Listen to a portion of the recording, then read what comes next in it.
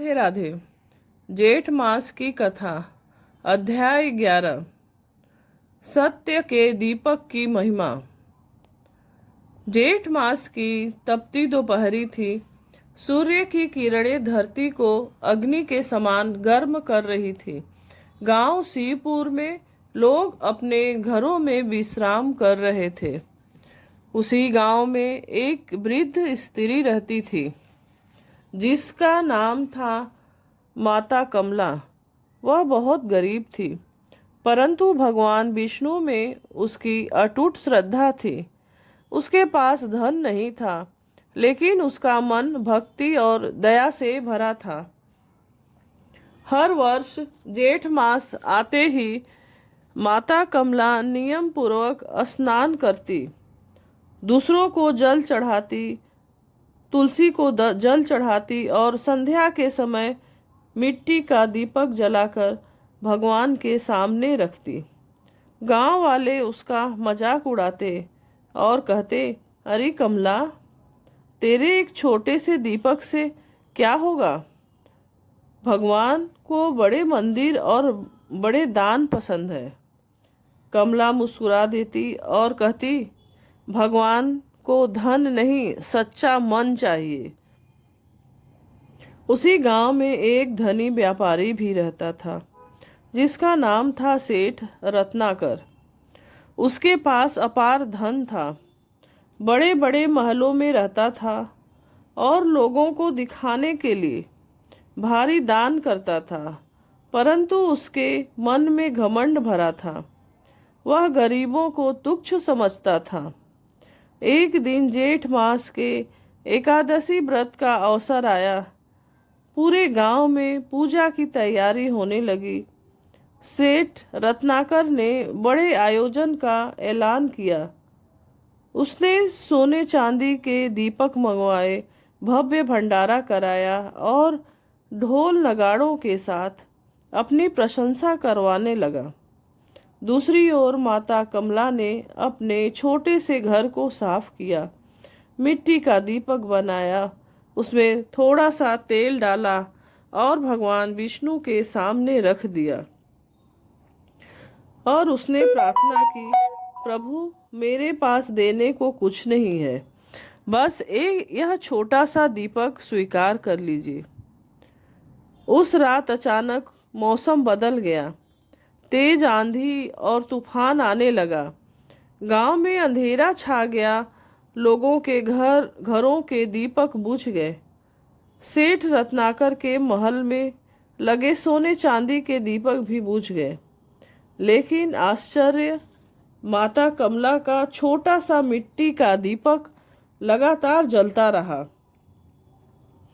तेज हवा भी उसे बुझा नहीं सकी। यह देखकर गांव के लोग चकित रह गए। उसी समय गांव में एक साधु आए। उनके चेहरे पर अद्भुत तेज था। उसने गांव वालों से कहा, जिस दीपक में सच्ची श्रद्धा का तेल और भक्ति की बाती होती है, उसे कोई आंधी नहीं बुझा सकती। साधु सीधे माता कमला के घर पहुंचे। कमला ने उनका आदर किया और पानी दिया। साधु ने प्रसन्न होकर कहा, माता, तुम्हारी भक्ति से भगवान विष्णु अत्यंत प्रसन्न है, वर मांगो। कमला बोली, मुझे धन नहीं चाहिए, बस इतना आशीर्वाद दीजिए कि मेरे गांव के लोग सदा सुखी रहे। साधु मुस्कुराए। अचानक उनका रूप बदलने लगा। देखते ही देखते वहां स्वयं भगवान विष्णु प्रकट हो गए। पूरा घर दिव्य प्रकाश से भर गया। भगवान बोले, हे भक्तों, तुमने कभी अपने लिए कुछ नहीं मांगा, इसलिए आज मैं तुम्हारे गांव को समृद्धि का वरदान देता हूँ। इतना कहकर भगवान अंतर ध्यान हो गए। अगले ही दिन से गांव में परिवर्तन होने लगा।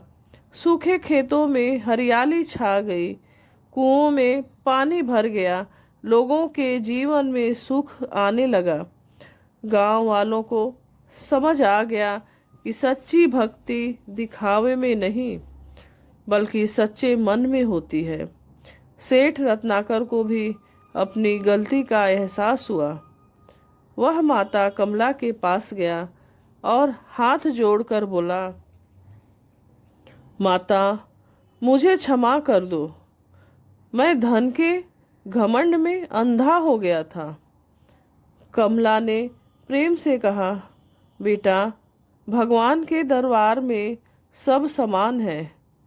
जो सच्चे मन से भक्ति करता है वही सबसे बड़ा है। उस दिन के बाद से सेठ रत्नाकर ने अपना जीवन बदल दिया। वह गरीबों की सेवा करने लगा और बिना दिखावे के दान देने लगा। धीरे धीरे यह कथा दूर दूर तक फैल गई। लोग जेठ मास में दीपक जलाकर भगवान विष्णु की पूजा करने लगे। कहते हैं कि जो व्यक्ति जेठ मास में सच्चे मन से भगवान के सामने दीपक जलाता है और दूसरों की सहायता करता है, उसके जीवन का अंधकार दूर हो जाता है। सच्ची भक्ति से धन से नहीं मन से होती है। सच्ची भक्ति धन से नहीं मन से होती है। घमंड मनुष्य का सबसे बड़ा शत्रु है।